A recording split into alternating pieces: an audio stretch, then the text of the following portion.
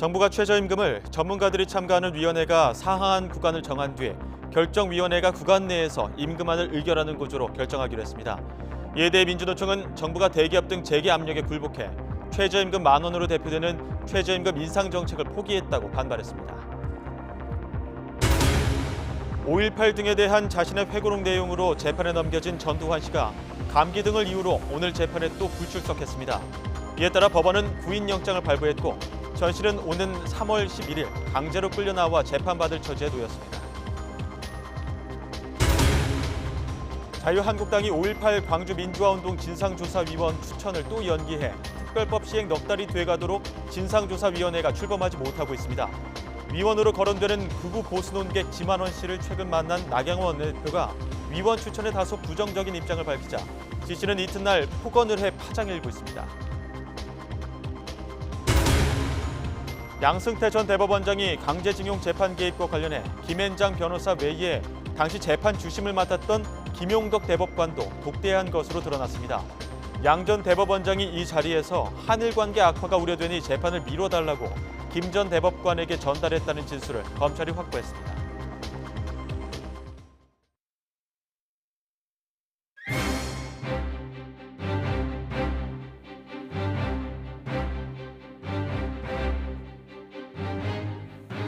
뉴스큐 2부 시작합니다. 제도가 도입된 지 30여 년 만에 최저임금 결정 체계가 바뀝니다. 정부가 오늘 그 초안을 공개했는데 현재 최저임금위원회를 2개로 이원화시키고 또 최저임금을 결정하는 기준도 여러 요인을 고려해서 보완하기로 했습니다. 먼저 추은호 기자의 보도입니다. 정부가 최저임금위원회를 이원화하기로 했습니다. 먼저 구간설정위원회에서 최저임금의 상한과 하한 구간을 정하면 결정위원회가 이 범위 안에서 최저임금을 심의 의결하도록 바꾸겠다는 것입니다. 구간설정위원회는 노사단체가 추천하거나 노사단체의 의견을 들은 뒤 9명의 전문가로 구성됩니다. 위원회는 연중 상시적으로 통계 분석과 현장 모니터링을 하면서 최저임금 상하한 구간을 정하게 되는데 구간 결정 범위에는 아무런 제한을 두지 않기로 했습니다. 이럴 경우 전문가의 역할이 커지기 때문에 그동안 최저임금 결정 과정에서 빚어진 소모적인 논쟁을 막을 수 있을 것으로 정부는 기대하고 있습니다. 전문가들에 의해 설정된 구간 범위 내에서 심의가 이루어지기 때문에 그동안 노동계와 경영계의 요구안을 중심으로 줄다리기 하듯이 진행되어 온 최저임금 심의 과정이 보다 합리적으로 진행될 것으로 기대됩니다. 결정위원회는 현재의 최저임금위원회처럼 노사와 공익위원 3자 동수로 구성하되 위원수는 15명이나 21명으로 줄이기로 했습니다. 정부가 모두 추천권을 갖고 있던 공익위원도 국회가 일정 규모 추천하는 방안과 노사가 참여하는 방안을 동시에 제시했습니다. 어떤 경우든 청년, 여성, 비정규직 노동자와 중소, 중견기업, 소상공인 대표를 반드시 포함하도록 법으로 정한다는 방침입니다. 정부는 또 최저임금 결정 기준도 보완하기로 했습니다. 근로자의 생활 안정과 경제 상황이 균형 있게 고려되도록 사회보장급여 현황과 고용 수준, 경제 상황과 기업의 지불 능력 등도 결정 기준에 추가했습니다. YTN 추은호입니다. 네, 이번 최저임금 개편 방안에 대해서 전문가들은 정부가 고민한 흔적은 있지만 노사 대립을 근본적으로 해결하는 데 한계가 있다고 보고 있습니다. 노동계는 반발하면서 철회를 요구해 앞으로 개편까지 과정이 순탄치 않을 것으로 보입니다. 계속해서 김장하 기자의 보도입니다. 정부는 이번 개편으로 우선 노사, 공익위원 간 합의가 촉진되고 최저임금에 대한 사회적 수용성이 높아질 것으로 보고 있습니다. 사실상 정부가 최저임금을 결정한다는 논란도 어느 정도 해소될 것으로 기대하고 있습니다. 하지만 전문가들은 노사단체가 구간설정위원회의 전문가를 추천하면 노사의 극단적 대립이 재현될 것으로 보고 있습니다. 전문가가 추천단체 입장을 반영해 사용자 측은 낮은 인상률을, 노동자 측은 높은 인상률을 제시하는 상황이 벌어질 것을 우려하고 있습니다. 노사의 추천에 의해서 전문가로서 위원회 구성이 된 경우에는 자신들을 추천한 노와 사의 입장을 완전히 배제한 상태에서 객관적이고 중립적이고 독립적인 차원에서 의사결정을 하기가 쉽지 않다. 공익위원을 뽑을 때 노사가 원치 않는 위원을 배제하는 방식을 도입하면 위원회를 구성하는 단계에서부터 갈등이 더 심화될 수도 있다는 지적입니다. 이번 개편안 제시가 최저임금 인상 속도를 조절하겠다는 정부의 의지를 읽히면서 노동계는 반발하고 있습니다. 한국노총은 정부의 일방 추진은 절차적으로 잘못됐다고 지적하고 있습니다. 최저임금 제도를 변경하고자 할 때는 현재 이제 노사공익이 이제 참여하고 있는데 노사공익이 참여하는 가운데 최저임금위원회에서 제도를 합리적으로 논의를 해야 된다 이렇게 봅니다. 민주노총은 정부가 재계의 압력에 굴복해 최저임금 10,000원으로 대표하는 최저임금 인상 정책을 포기했다며 개편 철회를 요구했습니다. 이것을 도입한다고 지금과 같은 결정 구조에 어떤 영향을 미치는 게 아니라 쓸데없는 갈등만 더 증폭시킬 수 있는 부분이 있습니다. 최저임금위원회에 참여하고 있는 양대노총 대표들은 오는 9일 만나 공동 대응 방안을 논의합니다. YTN 김장합니다. 고 조비오 신부의 명예를 훼손한 혐의로 기소된 전두환 전 대통령의 구인장이 발부됐습니다. 광주지방법원은 전 씨가 독감 등을 이유로 재판에 나오지 않자 구인영장을 발부했습니다. 이에 따라 전 씨는 오는 3월 11일 강제로 끌려 나와 재판을 받을 처지에 놓였습니다. 자유한국당이 5.18 광주민주화운동 진상조사위원 추천을 또 연기했습니다. 한국당이 위원 추천을 차일피일 미루면서 특별법이 시행된 지 벌써 넉 달이 다 되어가도록 진상조사위원회가 아직 출범도 하지 못하자 비판이 쏟아지고 있습니다. 우철희 기자입니다. 해를 넘기도록 5.18 광주 민주화운동 진상조사위원을 정하지 않았던 자유한국당이 발표를 약속한 당일에 또다시 위원 추천을 연기했습니다. 이유는 전임 김성태 원내 지도부가 출연한 위원 후보군에 대한 당내 이견 때문입니다. 전임 원내 지도부에서 정리된 명단에 대해서 조금 더 추가 모집의 필요성을 제기하는 의원님들도 많이 계셔서 5.18 민주화 운동 관련된 특위위원 선정 문제는 조금 더 조율하기로 했습니다. 한국당은 앞서 5.18에 북한군이 개입했다고 주장한 극우 논객 지만원 씨를 후보로 거론했다는 논란에 홍역을 치르기도 했습니다. 그리고는 극단적 주장을 일삼거나 정치적 의도를 가진 인사를 배제하고 객관적인 위원을 추천하겠다며 공모 절차까지 진행했습니다. 하지만 더불어민주당 4명, 바른미래당 1명 등 다른 당이 모두 위원 추천을 마치는 동안 한국당은 자기 몫의 위원 3명의 추천을 차일피일 미뤘습니다. 5.18 진상규명특별법이 시행된 지 넉 달 가까이 지나고 전두환 씨의 재판 불출석과 부인 이순자 씨의 망언 등 비난 여론이 고조되고 있지만 진상조사위는 아직 꾸려지지도 못한 겁니다. 상황이 이렇게 되자 정치권에서는 한국당이 5.18 진상규명을 방해하는 것이나 마찬가지라며 비판을 쏟아냈습니다. 5.18 진상규명을 방해하려는 세력과 같은 대열에 서 있다고 규정해도 과언이 아닙니다. 방해를 당장 멈추고 자유한국당 몫의 위원 추천권을 반납해야 합니다. 자유한국당이 5.18 진상조사위원 후보의 추가 모집 가능성까지 거론하면서 위원회 출범 시일조차 장담할 수 없게 됐습니다. YTN 우철입니다.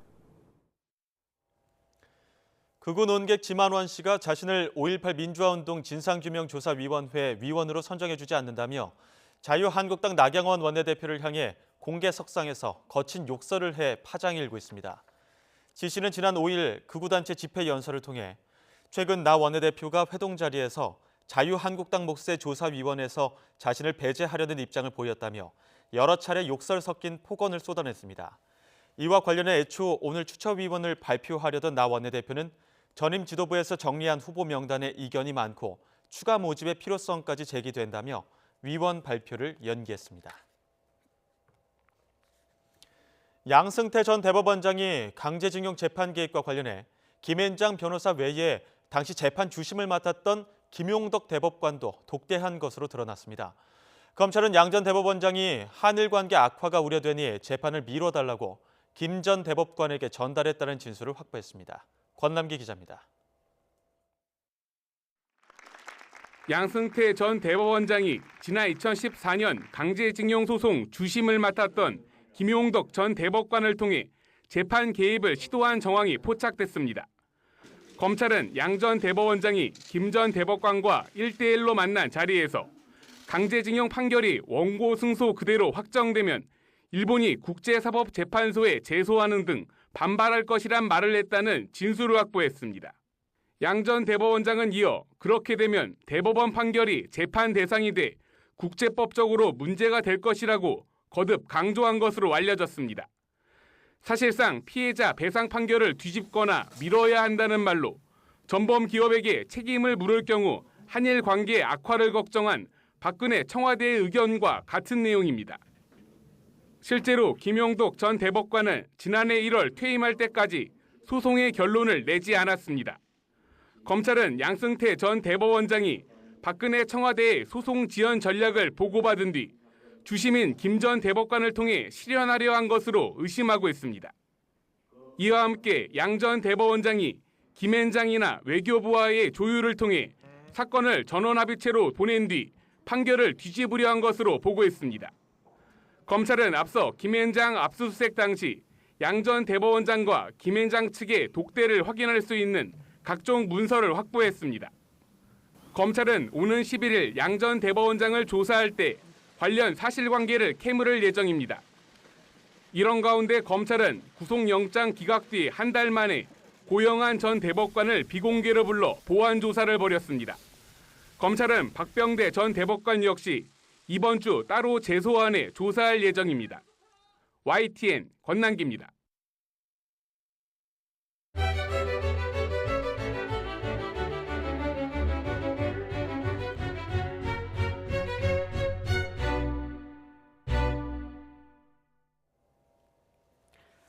네, 내일 청와대 2기 참모진이 출범을 합니다. 새 대통령 비서실장에는 노영민 주중대사, 국민소통수석에는 윤도한 전 MBC 논설위원, 그리고 정무수석에는 강기정 전 의원이 각각 내정이 됐습니다. 신호 기자가 보도합니다.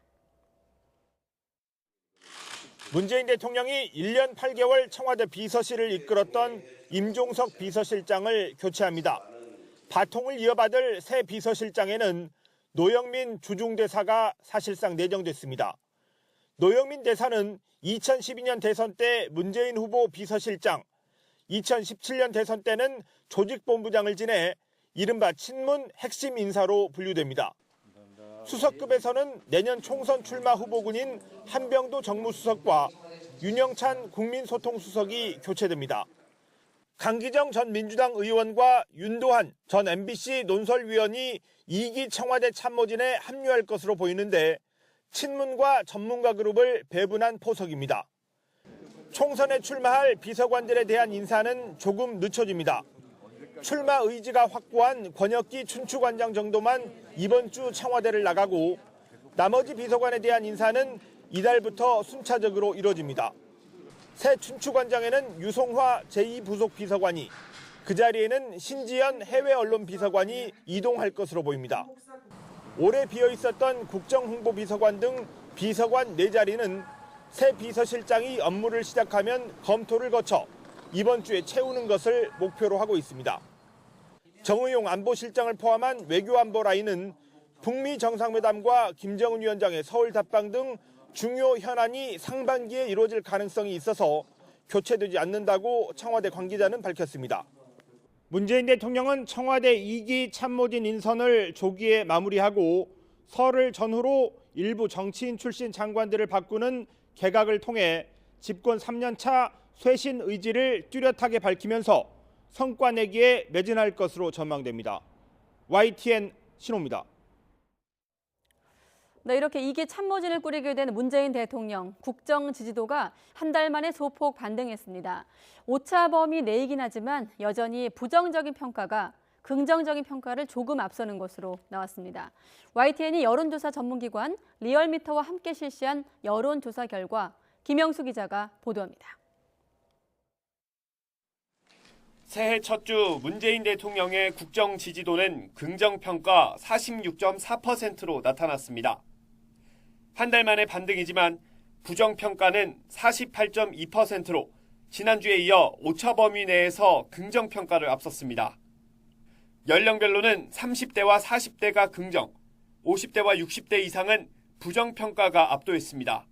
20대는 잘 못한다는 평가가 잘한다는 평가보다 2.8%포인트 높은 46.2%로 나타났습니다. 지역별로 보면 서울과 호남 지역에서는 긍정평가 비율이 높았지만 경기 인천과 충청권, 부산, 경남, 울산, 대구, 경북 등 나머지 지역에서는 부정평가가 많았습니다. 문 대통령과 김정은 북한 국무위원장의 신년사와 트럼프 미국 대통령의 SNS 메시지로 한반도 평화에 대한 기대감이 커지면서 주 초반 긍정평가는 반등했습니다. 하지만 신재민 전 기재부 사무관의 폭로가 터져나오면서 다시 내림세로 돌아섰습니다. 네, 신재민 전 사무관의 국채 발행 논란 때문에 20대 그리고 학생층 또 진보층에서 주 후반 하락한 것으로 나타났습니다.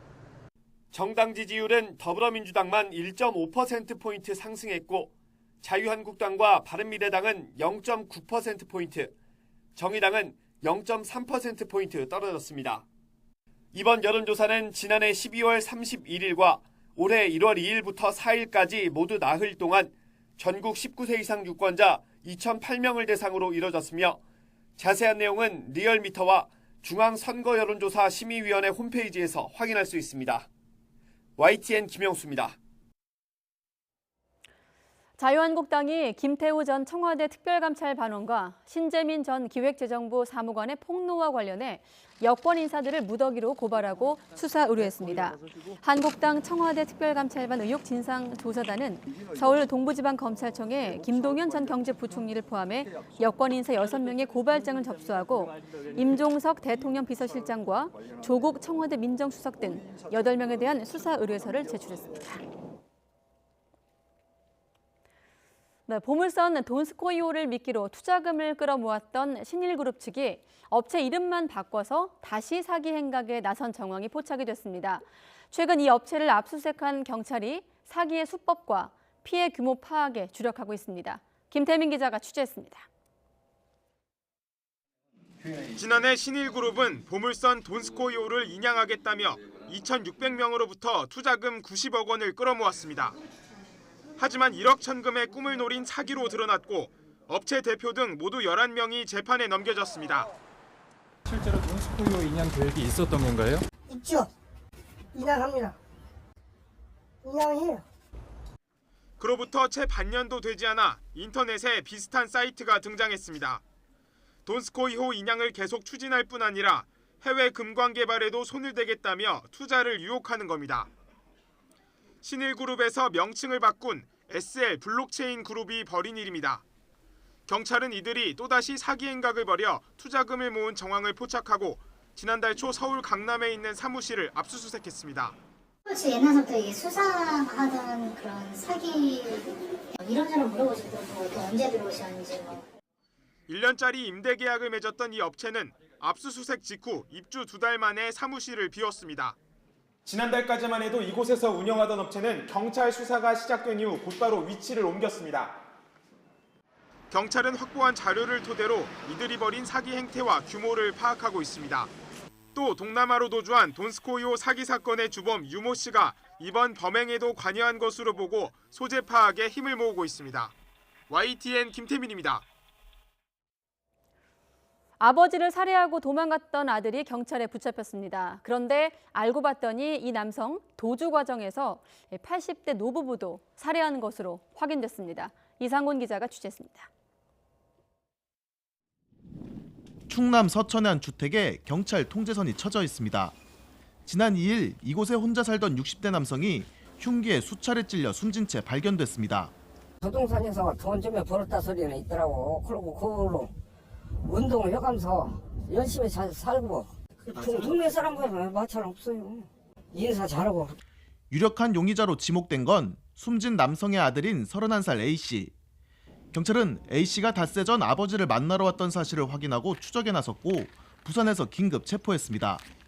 경찰 조사 결과 A씨는 아버지를 살해한 뒤 대중교통을 이용해 달아났던 것으로 확인됐습니다.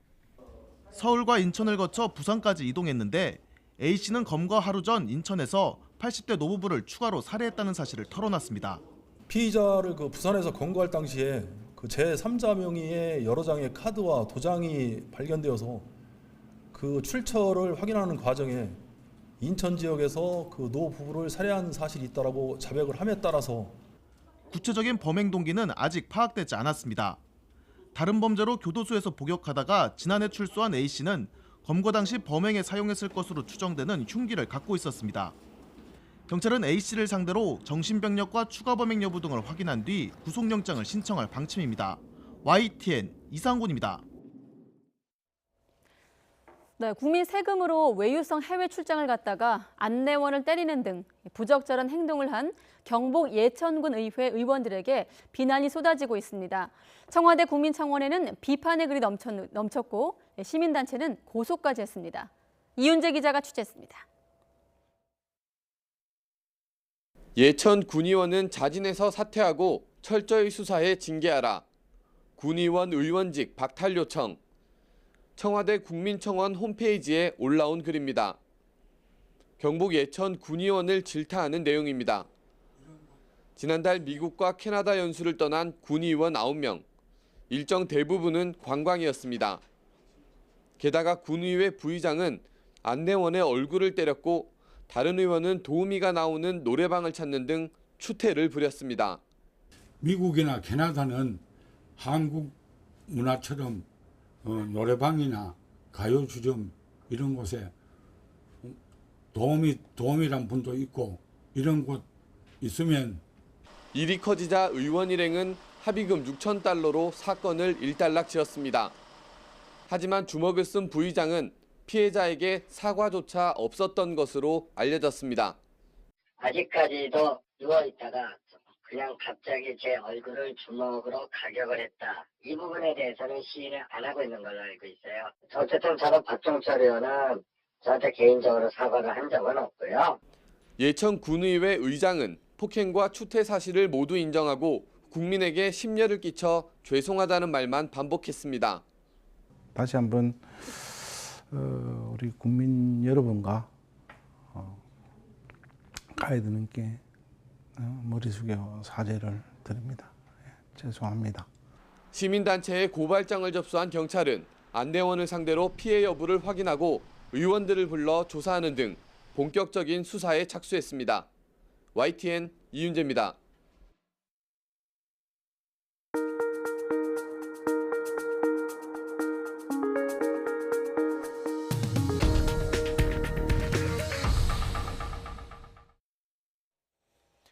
정부가 오는 2012년부터 다주택자와 주택임대사업자의 양도세 비과세 요건을 현재보다 강화해 적용하기로 했습니다.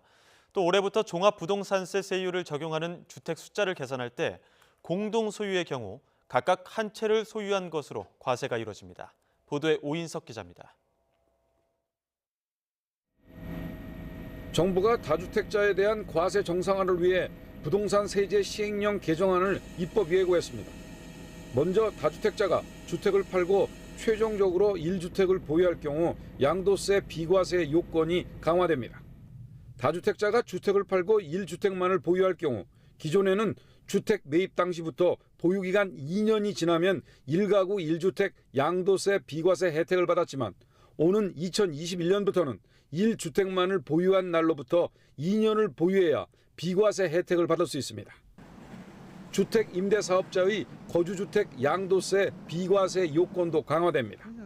그동안 장기 임대주택을 보유한 임대사업자는 2년 이상 본인이 거주한 주택 양도 시 횟수에 제한 없이 비과세 혜택을 받았지만 앞으로는 최초 거주 주택에 대해서만 평생 1회에 한해 비과세 혜택을 받는 것으로 바뀌게 됩니다. 올해부터 다주택자에 대한 종합부동산 세율이 최고 3.2%로 뛰는 가운데 종부세율 적용을 위해 주택수를 계산할 때 부부 등 공동 소유 주택은 각각 한 채씩 보유한 것으로 계산됩니다. 다가구 주택은 분할 등기가 되지 않아 하나의 주택으로 봅니다. 다만 상속을 통해 공동 소유한 주택은 6월 기준으로 기준 지분율이 20% 이하면서 지분 상당 공시가격이 3억 원 이하면 주택수 계산에서 제외됩니다. 합법적 절세의 틈새로 이용되던 항목들이 거의 제한되면서 양도소득세에 대한 부담도 커지게 됐습니다. 전반적인 주택의 수요나 거래 감소 또는 세금이 과거보다는 더 무거워질 것으로 생각됩니다.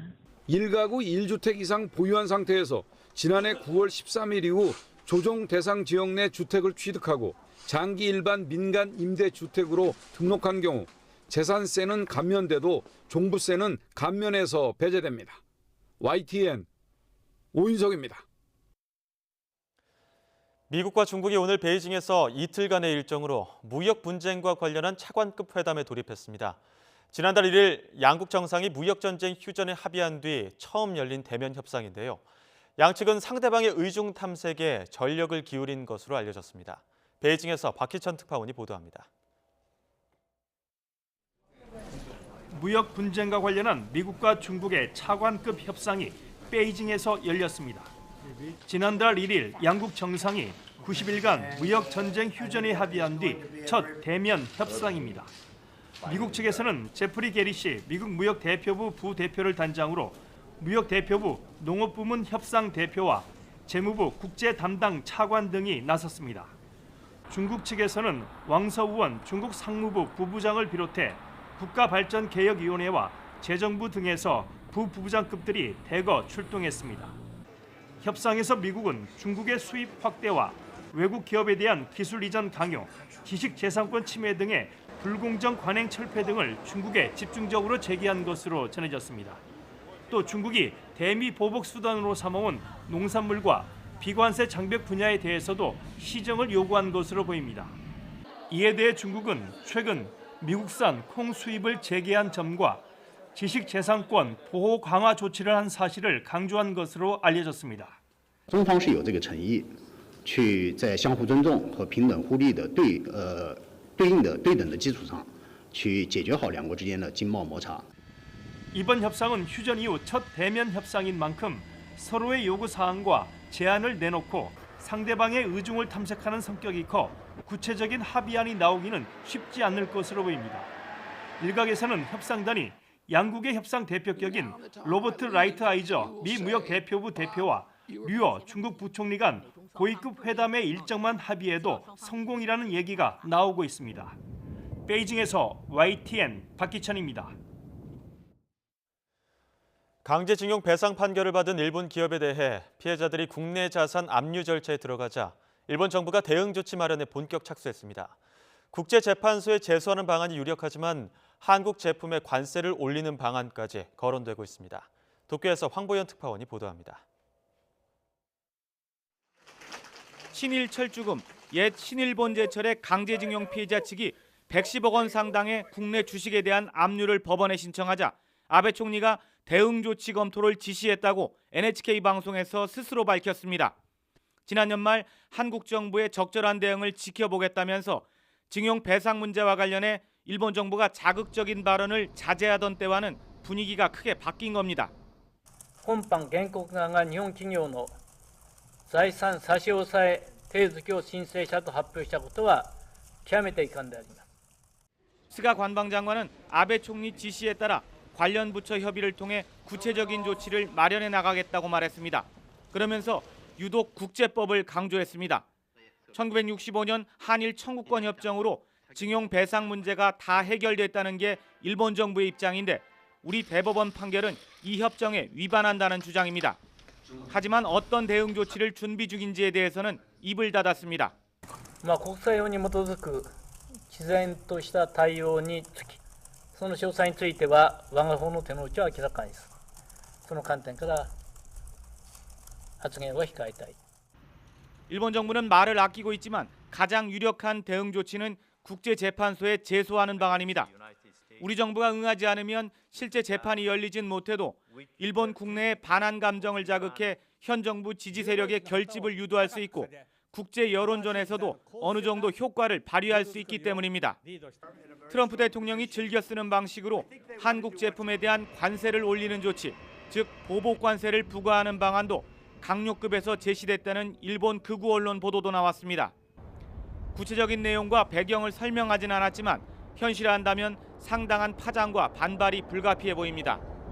이 밖에 일본에 있는 한국 기업이나 정부 자산을 압류하는 이른바 눈에는 눈 방식의 대응 조치 얘기도 흘러나오고 있지만 현실성은 낮다는 분석이 지배적입니다. 도쿄에서 YTN 황보열입니다.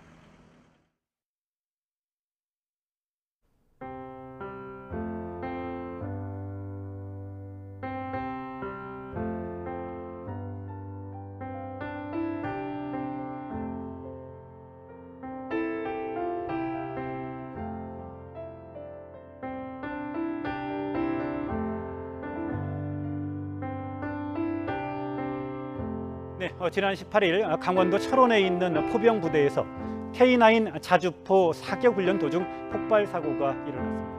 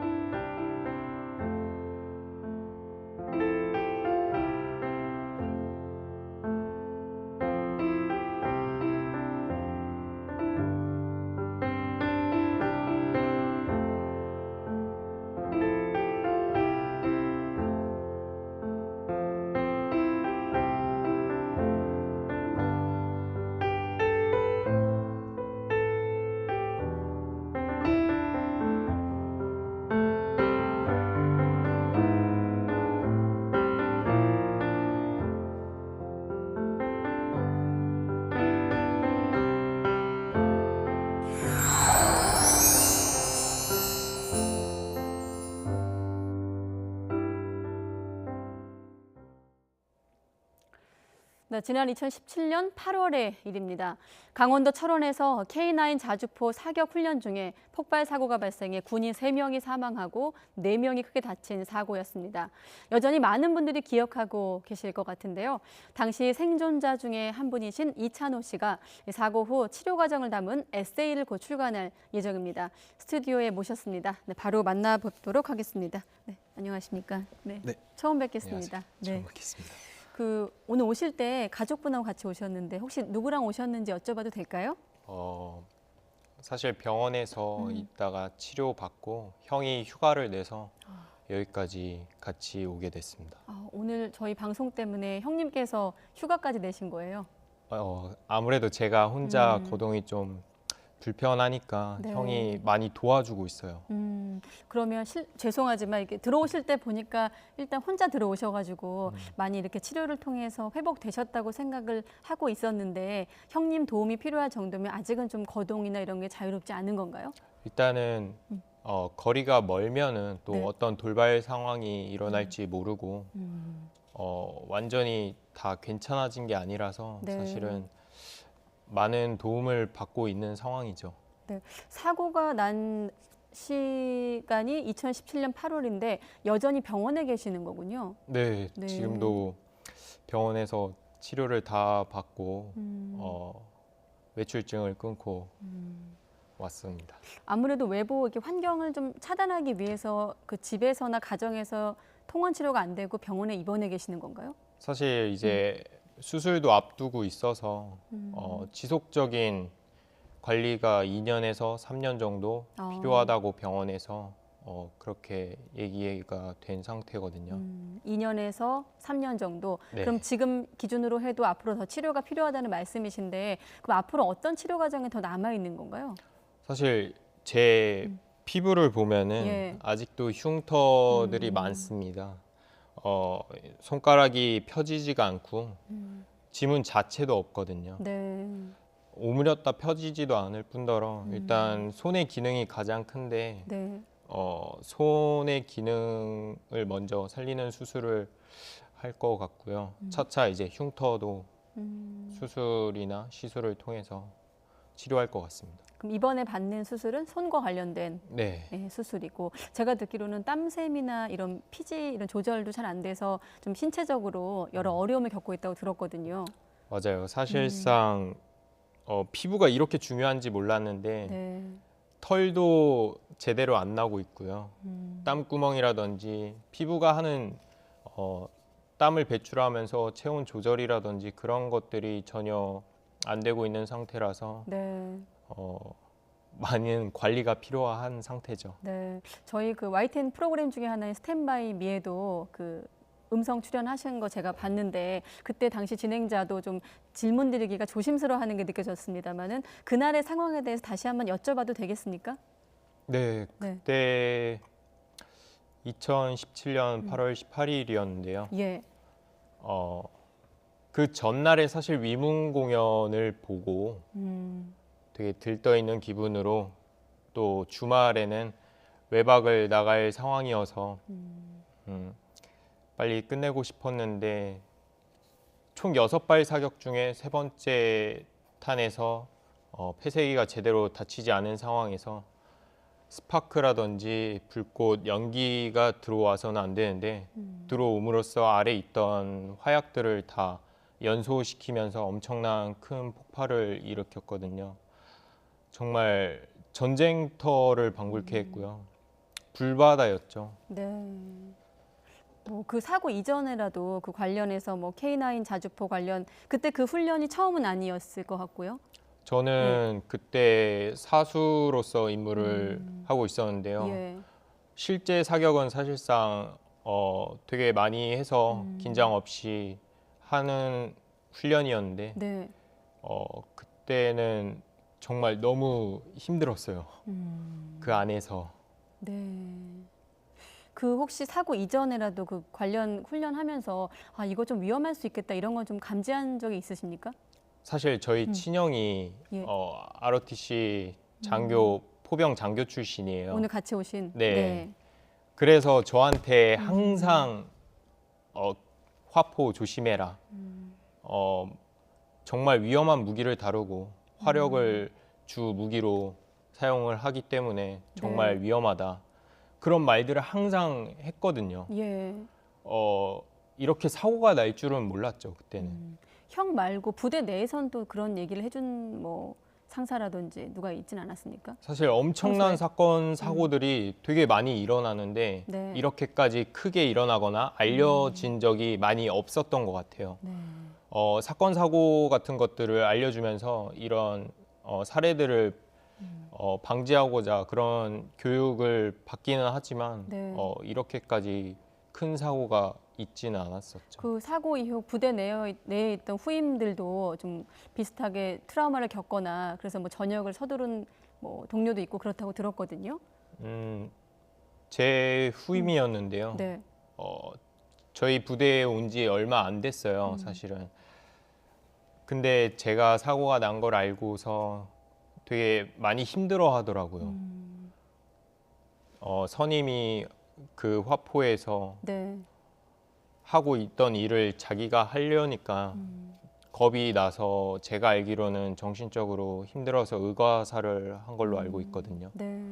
그럼 지금도 혹시 관련해서 뭐 들은 게 있는지 없는지는 뭐 확인해 봐야겠습니다만은 어떠세요? 그 군대 내에서 지금도 K9 자주포 훈련을 하고 있겠죠. 네. 네. 관련해서 지금 분위기가 좀 달라졌다거나 뭐 그런 얘기를 들으신 적 있으세요? 최근에?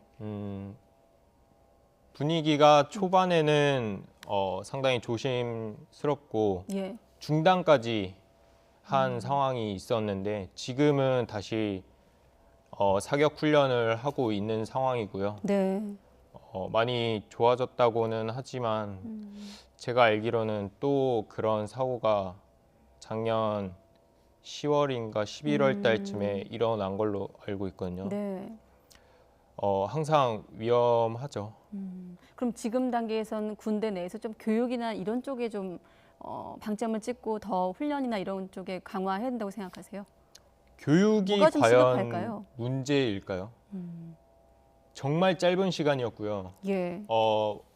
그 좁은 곳에서 도망칠 곳도 없었고요.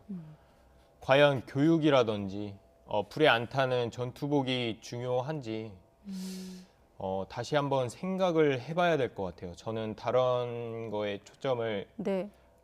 잡아야 된다고 생각하고 있거든요. 교육보다는 조금 더 안전과 관련된 근본적인 원인을 찾아서 해결해야 된다. 그렇죠. 이런 말씀이시군요. 네, 알겠습니다. 사실 우리가 이찬호 씨를 이찬호 병장으로 여전히 부르고 있더라고요. 네, 이찬호 씨를 국가 유공자로 지정해달라는 청와대 청원이 좀 올라오면서 다시 한번 이 문제가 불거지기도 했는데 그때 얘기를 좀 다시 해주세요. 일단은 국민청원을 제가 네. 올린 게 아니고 국민분 중에서 올려주셨는데 네. 사실 너무 감사하더라고요. 정말 저는 너무 힘들었고 제가 가진 게 없었기 때문에 아무것도 할 수가 없었는데 많은 국민들이 도움을 주시고 관심을 가져주셔서 청원 30만까지 된 것 같고 제가 국가 유공자도 되고 네. 근데 아쉬운 게 있다면은 이제 보훈처에서 제 예. 등급이 상당히 낮게 나와서 유공자 등급을 제 신체 검사를 통해서 기다리고 있는 중이에요. 네. 지금 현재? 네, 아무래도 보훈처는 보훈처 병원에서 네. 일반 외과 선생님들이 등급을 매기다 보니까 그래서 이번에 제 심사할 때는 화상외과 전문 이 세 네. 분한테 신체 감정을 받아서 이제 제출한 상황이고요. 네, 그 말씀하신 그 유공자의 등급이라고 하셨나요? 그 등급별로 어떤 게 좀 달라지는 건가요? 일단 1등급부터 7등급이 있게 되는데 네. 아무래도 연금 액수가 많이 차이가 나고요. 네. 디테일하게 1등급부터 3등급, 뭐 3등급부터 7등급 이런 식으로 혜택이라든지 그런 것들이 많이 다르게 적용되고 있고. 네. 그래서 지금은 어느 단계까지 받으셨는데, 네. 사실은 제가 전신 55% 화상이고 예. 지금 화상 신체 받은 게 네. 흉상, 추상이 42%에서 50%까지 최대 네. 받은 상태인데 제가 3등급의 기준에도 못 미치는 거예요. 3등급이 40% 이상만 돼도 네. 3등급이 되는데 그 기준에도 못 미치고 그 있는 기준에 상황이에요. 못 미치는 건 앞서 말씀하신 그 일반의가 네. 진단을 했기 때문인 거고, 보훈처에서 네, 이번에는 그 화상 전문의가 해서 조금 더 재조정을 받으실 계획이라고 네. 이해를 하면 되겠군요. 네, 알겠습니다. 사실 내가 아픈 거를 증명해야 된다는 것도 또 다른 아픔이겠다는 생각이 듭니다. 자, 지금의 얘기를 좀 다시 해보겠습니다. 사고 얘기는 많이 하셔가지고 사실 또 거듭 여쭤보기가 조금 죄송스럽고 실례가 되는데 지금 저희가 듣기로는 원래 꿈은 배우셨다고 들었거든요. 네, 지금은 좀 꿈이 바뀌셨겠죠? 사실 중학교 3학년 때부터 배우의 꿈을 키워왔었어요. 예. 고등학교도 예술고등학교 들어가고 대학교도 연극영화과를 다니고 있었고 지금은 배우라는 꿈을 잠시나마 네. 저 멀리 한켠에 담아두고는 있는데요. 배우를 할 수가 없는 게 일단은 흉터가 너무 많습니다. 제 사진이나 보셨다시피 흉터가 너무 많기 때문에 어떤 걸 할 수가 없더라고요. 앞으로 치료 과정을 통해서 좀 개선이 되고 하면 그런 상황을 감안해서 좀 그 꿈을 좀 이뤘다고 보시는 거군요. 지금 완치라는 게 없어요, 화상에는. 네. 그래서 기회가 되면은 네. 그렇게 생각하고 있어요. 혹시 가까운 미래에서 가까운 장래에 좀 하고 싶은 일이 있다면 또 어떤 일이 있을까요? 이거 좀 해보고 싶다. 일단 책을 내고 싶었었는데 예. 책을 이번 1월 중순쯤에 내게 되는데요. 그거 말고도 지금 생각하고 있는 프로젝트가 되게 많이 있어요. 네, 하나씩 소개 좀 해주세요. 네. 일단 제가 여름에 생각 중인 사진전을 기획 중에 있어요. 저 말고도 또 다른 흉터라든지 아픔을 네. 가진 그런 공감적인 부분을 다룰 것 같고요. 봉사 활동을 꾸준히 아무래도 이번 연도에는 많이 할 것 같아요. 네. 그럼 지금 현재 건강 상태로 또 남을 도와주는 봉사 활동까지 가능한 건가 좀 우려스럽긴 한데 어떠세요? 많은 분들이 사실 저는 아무것도 아니고 저를 모르시는 분들이 저에게 많은 도움의 손길을 주셨고 네.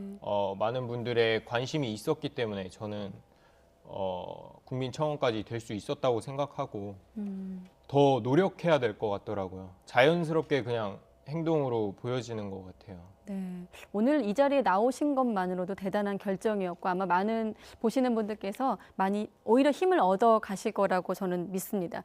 마침 책 얘기 말씀하셨는데 직접 어떤 책인지 듣기로는 사진을 담은 포토 에세이라고 들었거든요. 네, 왜 책을 내게 된 건지 좀 더 구체적으로 설명해 주세요.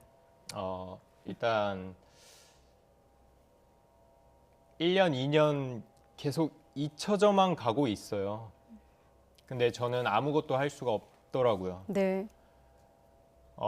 화마와 싸우면서도 계속 저는 다른 것과 싸움을 하고 있었어야 됐어요.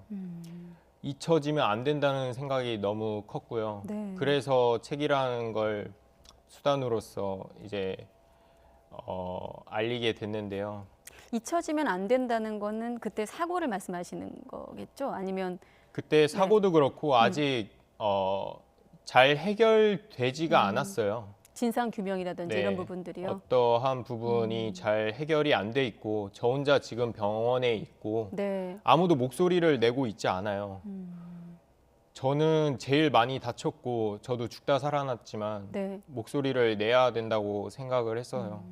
그래서 아무래도 책이라든지 그런 수단을 통해서 좀 나온 것 같아요.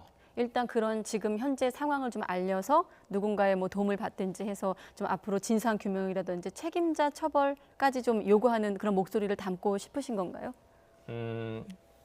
일단 보시는 분들마다 다를 것 같은데요. 네. 그런 내용도 있고 많은 내용들이 있거든요. 유쾌하면서도 감성적이면서도 또 나의 이야기가 아니라 누구나의 이야기예요. 그런 많은 것들을 담고 있기 때문에 보는 사람마다 독자마다 다를 것 같습니다. 네, 이 책을 출간하는 비용을 마련하기 위해서 크라우드 펀딩이라고 하죠. 그런 방식으로 또 모금도 하셨다고 하는데 그 과정도 또 스스로에게는 어떤 감동이었을 것 같습니다. 사실은 모금액이 500만 원 정도였는데 지금 끝난 지 조금 됐는데 네. 한 1,100만 원 정도 모금이 됐더라고요. 예. 사실 이렇게까지 크게 될 줄은 몰랐어요. 약 2배 정도가 높게 됐는데 저는 정말 기쁘더라고요. 많은 분들한테 도움을 줄 수 있고 많은 분들한테 이런 일들을 알릴 수 있어서 네. 정말 다시 한번 감사의 말씀 드리고 싶어요. 네. 오히려 지금 미소를 띌 정도로 남을 좀 걱정하는 여유까지 생기셨다고 뭐 저 여유라는 표현이 어떤지 모르겠습니다만은 제가 볼 때는 사고 이전과 사고 이후 이찬호 씨가 바라보는 약자에 대한 생각도 많이 달라졌을 것 같아요. 예전에는 좀 내가 돌봐야 될 사람들이 이런 사람들이었다면 지금은 좀 어떤 사람들에게 시선이 갑니까? 그때도 변한 건 크지는 않은데 네. 저도 사실 운동을 하게 된 이유가 약자를 보호하기 위해서 운동을 했었고 네. 지금은 제가 약자가 됐고 신체적으로도 많이 힘들다 보니까 더 많은 것들이 보이더라고요. 네. 네. 어떤 게 좀 보이셨어요? 저보다 더 힘드신 분도 계시고 제가 더 노력해야 되는 부분들이 많이 보여서 활동을 하려고 합니다. 네, 그 언론 인터뷰를 통해서 흉터가 상처의 극복이라고 표현하셨더라고요. 저는 이 표현을 왜 쓰셨는지 좀 직접 듣고 싶었는데 좀 설명해 주세요. 흉터가 사실 저도 많지만 네. 많은 분들한테 흉터가 되게 많을 거예요. 마음의 흉터든 몸의 흉터든 그런 흉터들이 잘 아물길 바라면서 그런 글들을 제가 SNS에 게시했었던 것 같은데요. 네. 많은 분들에게 희망이 되고 싶었고요. 네. 직접 희망의 메시지를 좀 전하러 나오셨는데 지금 직접 말씀 못하신 부분 한 가지가 뭐냐면 그 자서전 포토에세이 수익금은 또 다른 누군가를 위해서 쓸 예정이라고 합니다. 네, 오늘 나와주셔서 다시 한번 감사드리고 오늘 말씀 잘 들었습니다. 네. 감사합니다.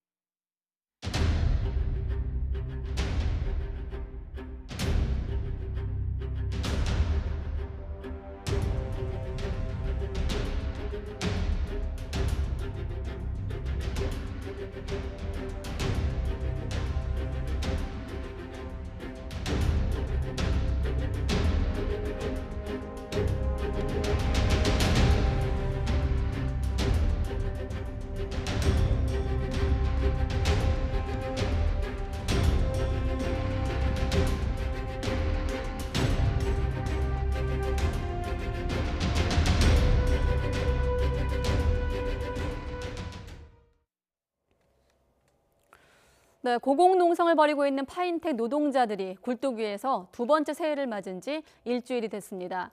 노조 측은 파인텍 투쟁 승리를 위한 공동행동과 모기업인 스타플렉스의 사측 대표단이 4차 교섭까지 진행을 했지만 여전히 합의점을 찾지 못하면서 굴뚝이 조합원들 무기한 단식에 돌입한 상황입니다. 금속노조 파인텍 지회 홍기탁 전 지회장 연결해서 지금 상황 들어보도록 하겠습니다. 네, 안녕하십니까? 예, 안녕하세요. 홍기탁입니다. 네, 안녕하십니까라는 질문이 좀 어떨지 모르겠습니다. 자, 75m 높이 굴뚝 위에 지금도 계신 거잖아요. 예. 네, 좀 일단 날씨가 추운데 추위 괜찮으세요? 그거부터 여쭤보고 싶네요. 네, 상당히 여기에는 밑에보다 한 2도 정도가 낮습니다. 낮아서 예, 바람도 일상적으로 불기 때문에 굴뚝도 일상적으로 흔들리거든요. 그래서 상당히 좀 힘든 환경이라고 말씀드릴 수 있습니다. 네, 자 시청자분들을 위해서 4차 교섭까지 갔지만 이렇게 좀 무기한 단식까지 돌입하게 된 배경을 먼저 좀 설명해 주시죠. 네, 원래 저희들이 스타플렉스 김세건 자본과 두 차례의 합의서가 이루어지게 됩니다. 2010년도 한국합선을 인수하면서 헐값에 네. 1차 합의서가 이루어지고요. 두 번째 합의서가 2015년 7월 달에 408일 고공농성을 통해서 2차 합의서가 이루어집니다. 이 예. 합의서 내용은 고용, 노동자 단체 협약서를 전개한다는 내용이었습니다. 그런데 지금 전혀 지켜지지 않고요. 두 번의 합의서가 전면적으로 파기된 상태입니다. 그럼 지금 4차 교섭 자체가 중단된 건가요? 아니면 아예 무산된 건가요? 협상이? 현재까지는 중단으로 저는 알고 있습니다. 그렇군요. 일단 그 단식 돌입하시면서 제가 듣기로는 전기 제품도 쓸 수가 없는 상태에서 보조 배터리 지금 추가로 올라가지 못하고 있는 상황인데 지금 통화는 괜찮으신 건가요? 예, 저희들이 이제 비상시 사실 사용하려고 배터리 두 개는 사실 침낭 안에 넣어놨기 때문에 예, 그걸 지금 잠깐 사용하고 있는 거고요. 그리고 물과 사실 소금 미련 부분을 전혀 거부하고 있는 현재 상태입니다. 네, 일단 굴뚝 농성 자체만으로도 어떤 투쟁의 강도가 느껴지는데 단식까지 돌입한 거는 아무래도 지금의 상황에 대한 좀 심각함을 알리기 위해서라고 보면 되겠습니까? 네, 그렇습니다. 지금 현재 교섭을 형식적으로 나오고 있는 스타케미칼의 책임자였고 스타플렉스 책임자인 김세건 사장이 자기가 정확하게 합의 사항을 이행하라고 지금 얘기를 하고 있고요. 그리고 본인이 직접 그 합의서에 도장을 찍은 본인입니다. 네. 그래서 전향적인 사실 태도로 나오지 않는다면은 이 문제가 전혀 풀릴 수 있는 가망성이 전혀 없기 때문에 예, 마지막 수단을 쓸 수밖에 없었습니다. 일단 건강을 챙기셔야 일반인들 입장에서 보면 일단 건강을 챙기셔야 시위도 할 수 있고 투쟁도 할 수 있다고 생각이 드는데 제가 듣기로는 지금 몸무게도 50kg 정도밖에 나가지 않는 상황이고 현재 건강은 어떤 상태이신 건가요?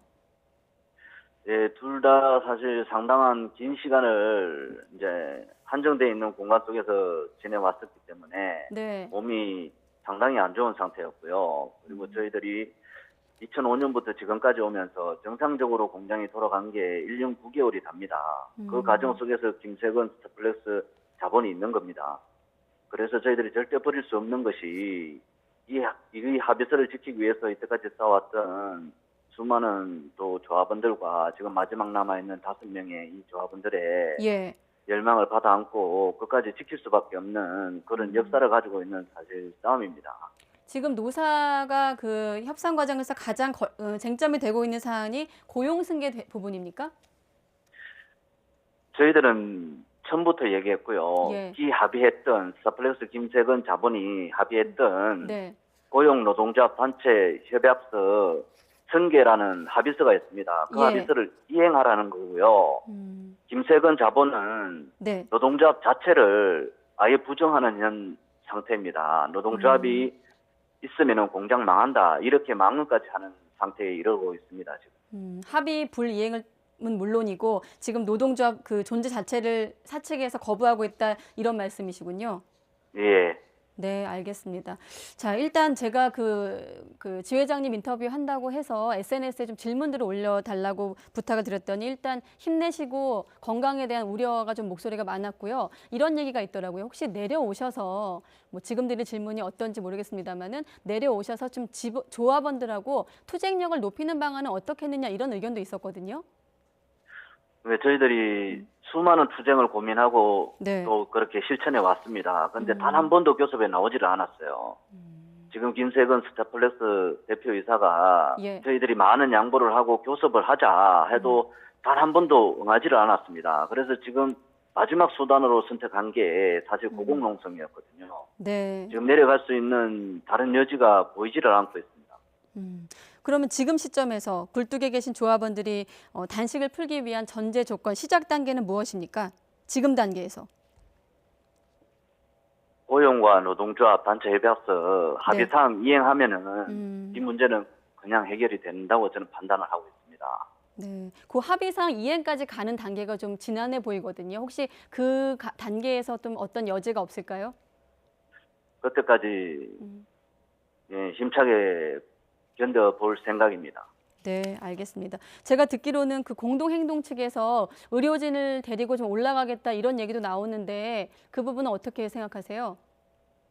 예, 저도 소식을 들었고요. 내일 정도 올라온다고 얘기를 들었습니다. 네. 설득하려고 할 건데, 예, 뭐 설득 당하고 이럴 것 같으면 단식을 하지 않았겠죠. 예, 저희들 위에 있는 두 동지는 예, 결의를 단단히 하고 들어간 거기 때문에 마지막까지 최선을 다해볼 생각입니다.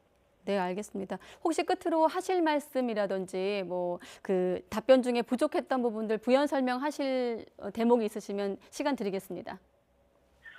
예, 현재 사실 이런 문제가 저희들 문제만이 아니라 이 땅에 살고 있는 노동자들의 모습이라고 저는 봅니다.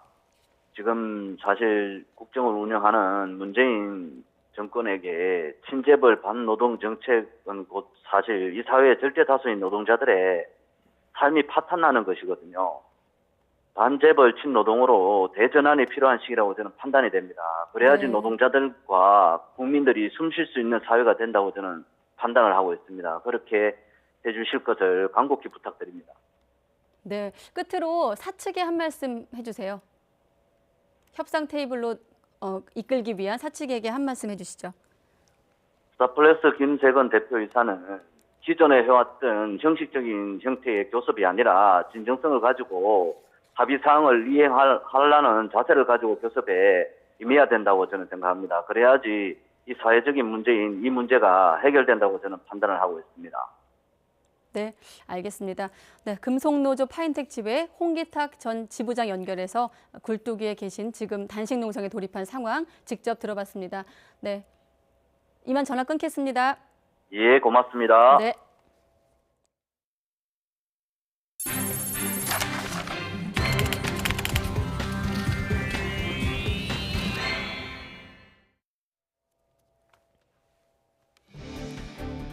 시각 주요 뉴스입니다. 정부가 최저임금을 전문가들이 참가하는 위원회가 상하한 구간을 정한 뒤 결정위원회가 구간 내에서 임금안을 의결하는 구조로 결정하기로 했습니다. 이에 대해 민주노총은 정부가 대기업 등 재계 압력에 굴복해 최저임금 10,000원으로 대표되는 최저임금 인상 정책을 포기했다고 반발했습니다. 5.18 등에 대한 자신의 회고록 내용으로 재판에 넘겨진 전두환 씨가 감기 등을 이유로 오늘 재판에 또 불출석했습니다. 이에 따라 법원은 구인영장을 발부했고 전 씨는 오는 3월 11일 강제로 끌려 나와 재판받을 처지에 놓였습니다. 자유한국당이 5.18 광주 민주화운동 진상조사위원 추천을 또 연기해 특별법 시행 넉 달이 돼가도록 진상조사위원회가 출범하지 못하고 있습니다. 위원으로 거론되는 극우 보수논객 지만원 씨를 최근 만난 나경원 원내대표가 위원 추천에 다소 부정적인 입장을 밝히자 지 씨는 이튿날 폭언을 해 파장이 일고 있습니다. 양승태 전 대법원장이 강제징용 재판 개입과 관련해 김앤장 변호사 외에 당시 재판 주심을 맡았던 김용덕 대법관도 독대한 것으로 드러났습니다. 양 전 대법원장이 이 자리에서 한일 관계 악화가 우려되니 재판을 미뤄달라고 김 전 대법관에게 전달했다는 진술을 검찰이 확보했습니다. 문재인 대통령은 중소벤처기업이 정부가 추구하는 사람 중심 경제 주역이라고 강조했습니다. 문 대통령은 대기업, 소상공인, 노동계 등도 차례로 만나겠다고 밝히는 등 새해 들어 경제 분야의 일정을 집중하고 있습니다. 김도원 기자입니다. 문재인 대통령이 새해에 처음 청와대로 초청한 손님은 중소벤처기업인들이었습니다. 일자리 창출도 혁신도 포용 성장도 중소벤처기업이 튼튼해야 가능하다고 강조했습니다. 중소벤처기업이 우리 정부가 추구하는 새 경제, 사람 중심 경제의 주역입니다. 단가 후려치기 등 불공정 관행을 고치고 있고 연구개발 지원 예산 20조 원의 상당 부분도 중소기업에 지원하겠다는 계획입니다. 또 올해부터는 규제 자유특구에서 신기술 테스트가 가능하고 스마트 공장도 늘리겠다면서 혁신과 투자, 신제품 개발에 좋은 기회라고 강조했습니다. 올해는 여러분이 더욱 크게 체감하실 수 있을 정도로 정부의 전폭적인 지원이 있을 것입니다. 비공개로 진행된 이후 대화에선 기업인들이 즉석에서 자유롭게 애로사항을 말했습니다. 박성택 중소기업 중앙회장은 근로시간 단축으로 근로자 20만 명이 더 필요하다며 북한 노동력 활용 방안을 제안했고 문 대통령은 대북 제재만 해결된다면 빠르게 진행될 수 있다면서 남북 경협에 중소벤처기업이 많이 진출하도록 노력하겠다고 답했습니다. 이 밖에 스마트 공장 지원 확대, 청년 창업 지원, 원전 안전 분야 산업 육성 등의 제안이 나왔다고 청와대는 밝혔습니다. 문 대통령은 임기 내에 10인 이상 중소기업의 절반은 스마트 공장으로 만들겠다면서 각종 지원책을 널리 알려달라고 당부했습니다. 문 대통령은 다음 주에는 대기업과 중견기업을 초청하고 이어 소상공인, 노동계와의 만남도 준비하는 등 경제 주체들과의 적극적인 소통에 힘을 쏟고 있습니다. YTN 김도원입니다. 네, 재작년 군 인사 자료를 바깥으로 들고 나왔다가 분실한 청와대 행정관이 사고 당일 외부에서 김용우 육군 참모총장을 만난 것으로 드러났습니다. 장성급 인사를 앞둔 기간에 비공식 만남이었는데 과연 적절한지를 놓고 논란이 일고 있는데요. 청와대는 문제가 없다는 입장을 밝혔습니다. 보도에 김세호 기자입니다. 지난 2017년 9월 정모 청와대 인사수석실 전 행정관은 군 장성들의 인적 사항과 평가가 담긴 자료를 반출했다가 분실했습니다. 정 전 행정관은 이후 청와대를 떠났는데 분실 사고 당일 국방부 근처에 있는 카페에서 김용우 육군 참모총장을 만난 것으로 드러났습니다. 당시 자리에는 청와대에 파견된 군 출신의 신모 행정관도 자리를 함께했습니다. 육군은 김용우 참모총장이 정 전 비서관과 만난 것은 사실이지만 20분간 짧은 만남이었고 인사 문제와 관련한 세부적인 논의를 위한 자리가 아니었다고 해명했습니다. 청와대 행정관이 요청해 와서 육군 총장께서 본인의 인사 철학과 인사 시스템에 대해서 설명하신 것으로 합니다. 하지만 인사와 관련한 조언이나 의견을 드리려 했다면 청와대나 국방부에서 공식적인 면담을 통해 할 수도 있었다는 지적이 나오고 있습니다. 또 군으로 따지면 대령급에 해당하는 청와대 행정관이 육군 참모총장을 사무실 밖으로 불러내는 것이 과연 적절하냐는 비판도 제기됩니다. 청와대는 분실 자료가 기밀이 아닌 정 전 행정관이 개인적으로 만든 자료라고 설명했지만 구체적 내용은 공개되지 않았습니다. 청와대는 장성 인사는 대통령의 고유 권한이라 지침을 받는 인사수석실 행정관은 인사추천권자인 육군참모총장과 얘기할 수 있고 사무실 방문 등 꼭 격식을 맞출 필요가 있느냐며 문제가 없다는 입장을 밝혔습니다. YTN 김세호입니다. 네, 이렇게 청와대 행정관과 육군 참모총장의 접촉에 대해 자유한국당 소속 국방위원인 이주영, 백승조, 이종명 의원은 청와대 행정관이 육군 참모총장을 개인적으로 만나 인사 전반을 상의한 건 법률이 정한 인사 절차를 무시한 청와대의 직권남용이라고 지적했습니다. 또 청와대 행정관이 육군을 통솔하는 참모총장을 외부 카페에서 만난다는 것은 군에 대한 모독이라며 해군 공군 참모총장을 만난 사실이 있는지도 확인해야 한다고 덧붙였습니다.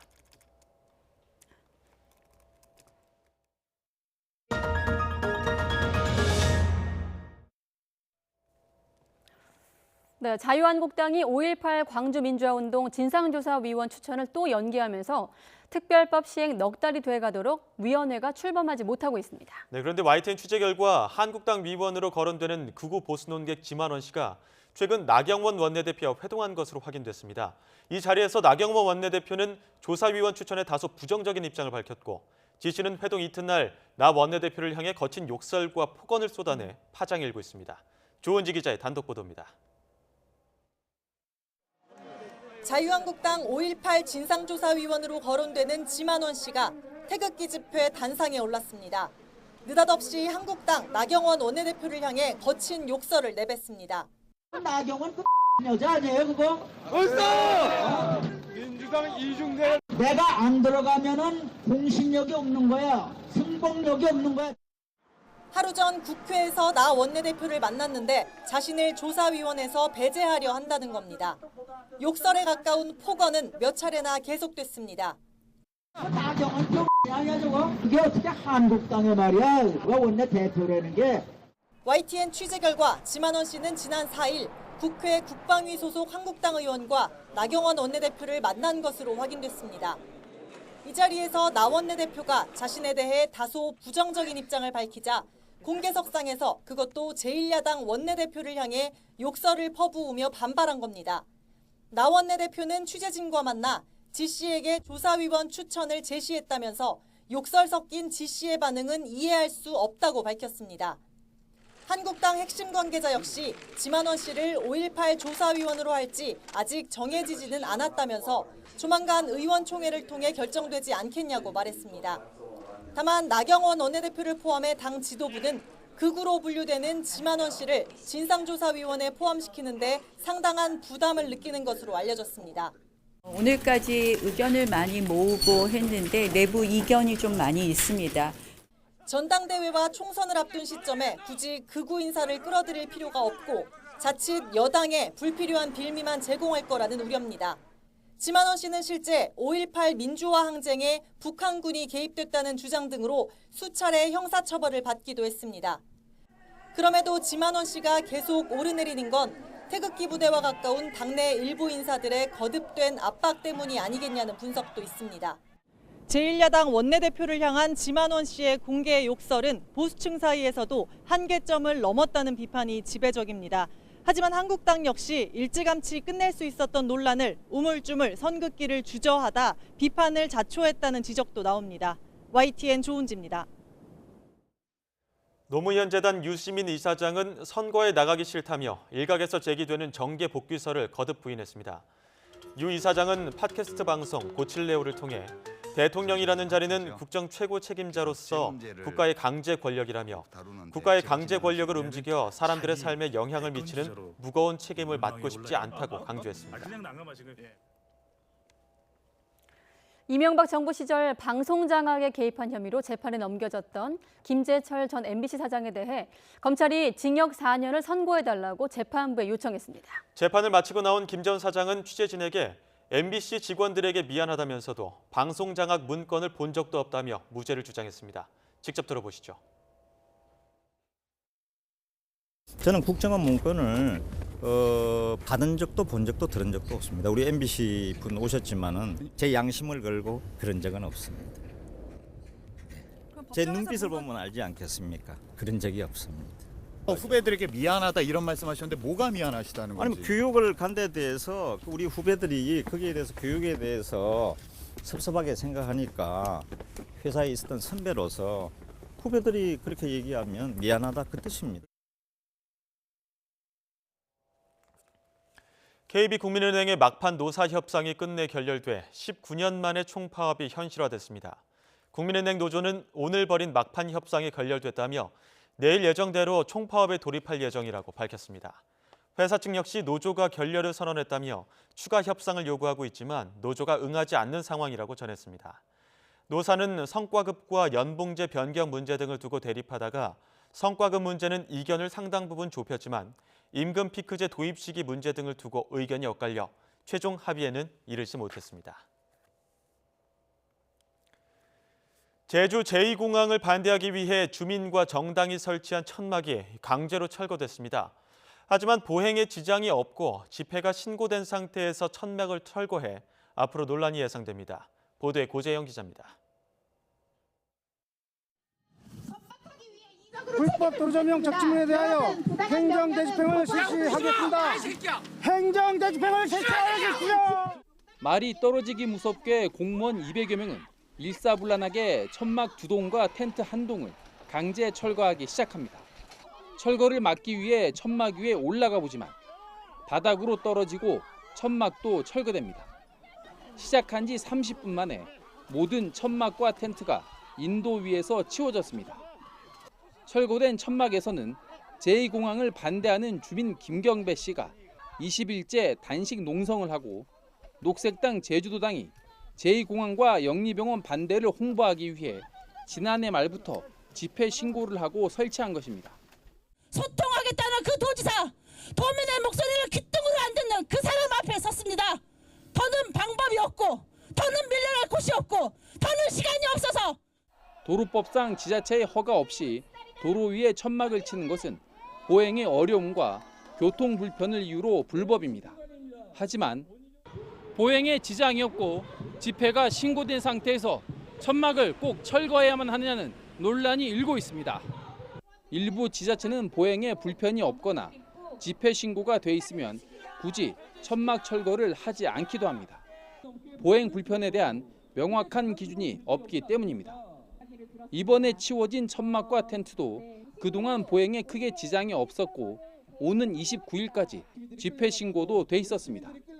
이곳에서 집회가 진행 중에 있는 이상은 절대로 집회 참석자들에게 손을 대서는 안 되고 집회 신고 물품인 천막에도 손을 대서는 안 됩니다. 행정기관이 강제 집행에 대해 농성 중이던 제주 제2공항 반대 측이 강력하게 반발하면서 논란은 계속될 전망입니다.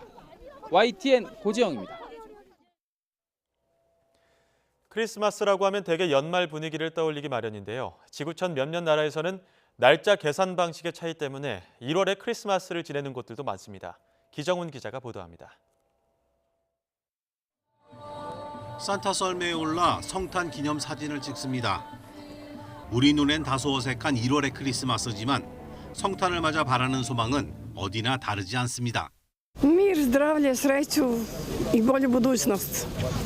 Pa svim pravoslavnim vernicima srećan Božić, badnji dan i sve najviše puno dobrog zdravlja. 세르비아의 크리스마스는 1월 7일. 러시아와 그리스 등에 퍼져 있는 정교회는 율리우스력을 기준으로 하기 때문입니다. 다른 교파들이 기준으로 한 그레고리력과 13일 차이가 납니다. 마른 잎이 붙은 떡갈나무 가지를 들고 와 모아서 태우는 것도 독특한 크리스마스 의식입니다. Благословен си Осветuje се Баднjak. Ovaj kao simbol drveta krsta, života i uskrsenja, u spomen rođenja Gospoda. 이집트에서도 1월에 크리스마스를 지냅니다. 무슬림이 많은 이집트에서 정교회 신도는 10% 수준. 종교적인 충돌이 없지 않은 곳이지만 올해는 더욱 조심스럽습니다. 성탄 예배를 드리는 교회 근처에서 보안 검색이 이루어졌습니다. 이틀 전 한 교회 근처에서 폭탄이 터져 경찰관이 숨지는 테러가 일어났기 때문입니다. أتمنى من شعبنا أنه يتماسك ويتكاتف وأتمنى أن احنا ننبذ أفكار العنف لأن الإرهاب مش بيبدأ باللي حط القنبلة هو فكرة وثقافة مبنية على الكراهية ونبذ الآخر. 예수의 생일이 실제 언제인가 하는 건 신학자들도 의견 일치가 안 되는 문제지만 더 아쉬운 건 서로 사랑하라는 그의 가르침도 2000년 넘게 실천하지 못하고 있다는 사실입니다. YTN 기정훈입니다.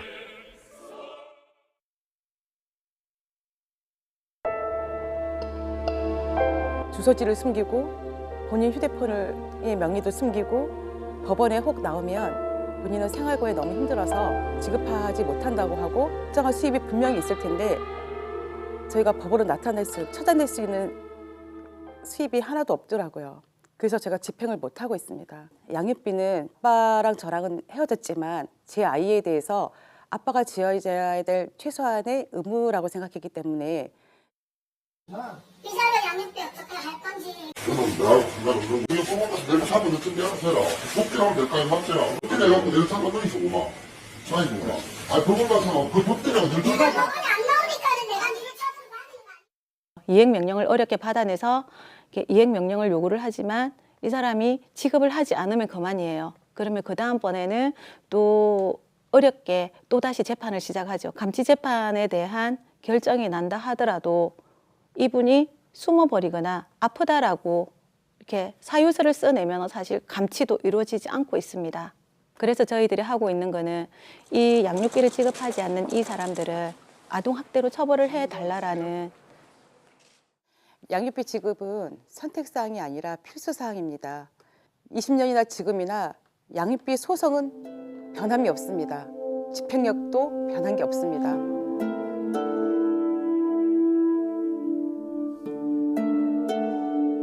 그 사이에요, 저희 아이들은 오늘도 잘하고 내일도 잘하고 있습니다. 저와 같이 20년 동안 이렇게 양육비 소송에 매달리지 않도록 이제는 국가가 나서주셨으면 좋겠습니다. 부탁드립니다.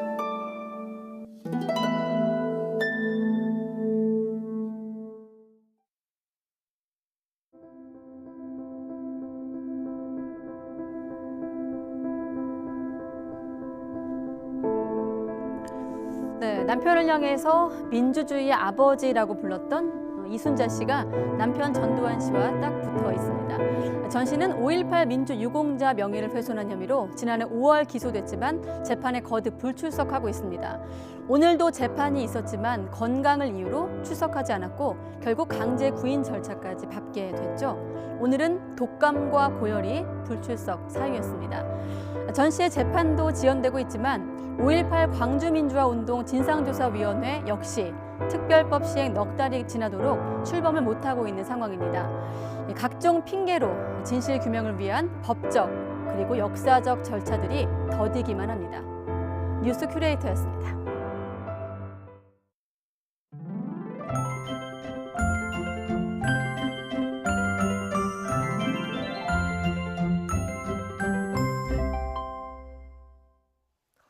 오늘도 극심한 추위는 없었습니다. 예년 수준의 겨울 추위가 이어졌는데요.